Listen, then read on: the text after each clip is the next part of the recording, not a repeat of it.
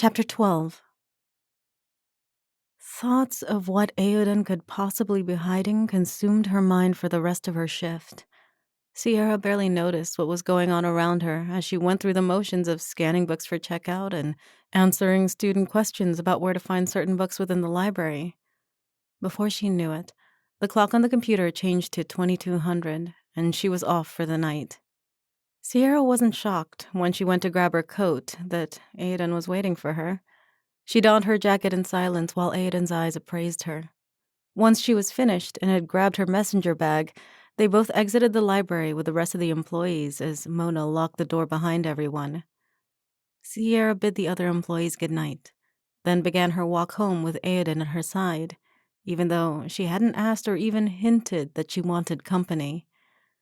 Once they were off campus, and they were mostly alone on the sidewalk besides the occasional person passing in the other direction, he turned to her. You have questions? It wasn't a question, and his eyes sparkled in a way that was beginning to make Sierra think he could read minds. I do, she replied. But will you answer them?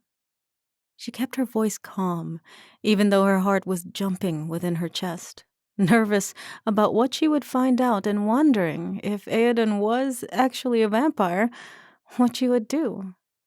She wasn't much of a runner, and she knew from the Twilight movie that if he was a vampire, she wouldn't be able to outrun him anyway. Aoden paused before answering, giving Sierra even more time to plot worst-case scenarios in her overactive mind. Probably not. The sound of their footsteps echoed in the empty street as they passed several darkened storefronts and restaurants. Sierra tried a different tactic. Will you just answer one question for me?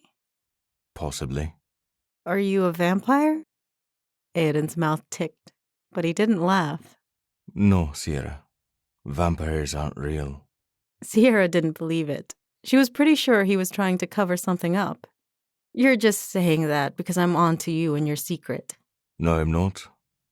If vampires were real, I would know about it. Trust me. That was the problem. Sierra didn't trust him.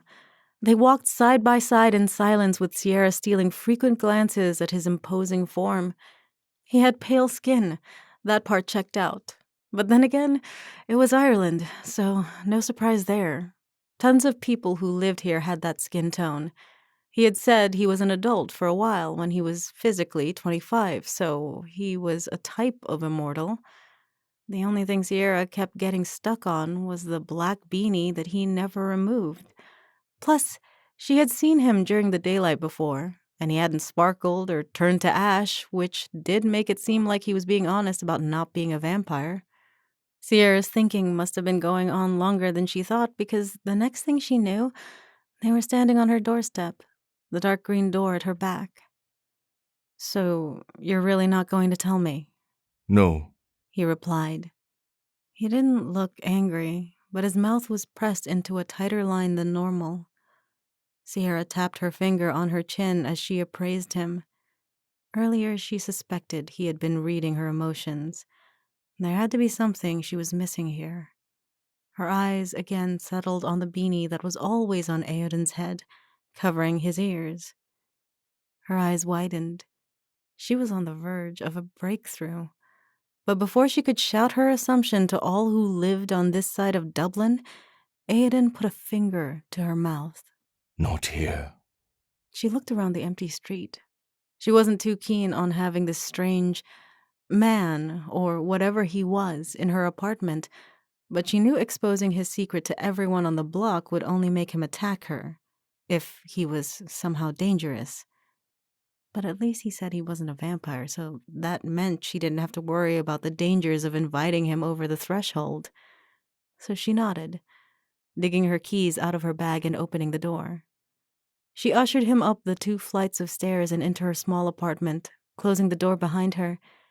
She remained standing in front of the door, so he couldn't change his mind and escape without answering her questions.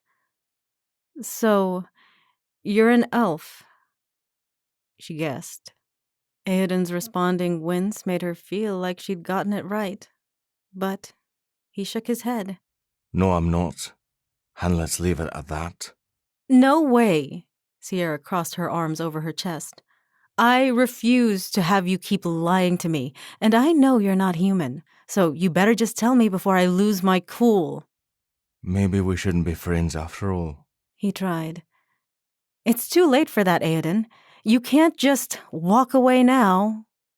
Aoden shook his head, either in denial or annoyance. Sierra couldn't tell, but her attention was inadvertently drawn to his black beanie, which pressed his curly brown hair to his head, other than the few curls that peeked out from the bottom. In what she thought was a fast movement, Sierra uncrossed her arms, lunging for Aoden and reaching up to remove the beanie from his arrogant head. But somehow he was faster, and Sierra found herself falling to the floor, grasping at nothing but air.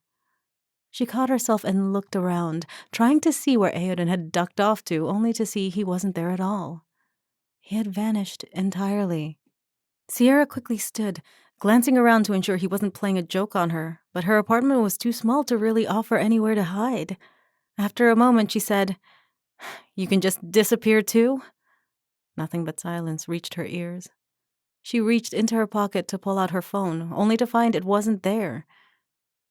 She turned back to her messenger bag, only to nearly jump out of her skin at the sight of Aoden's large frame leaning against her door. "What the fuck?" she gasped, feeling as if the wind had been knocked out of her. "Tell me what you are," she demanded, her voice dripping with vinegar. He tapped his chin with his finger. No. Then disappeared again. "Get back here!" she yelled, knowing that she probably looked and sounded like a crazy person right now. "Aoden!"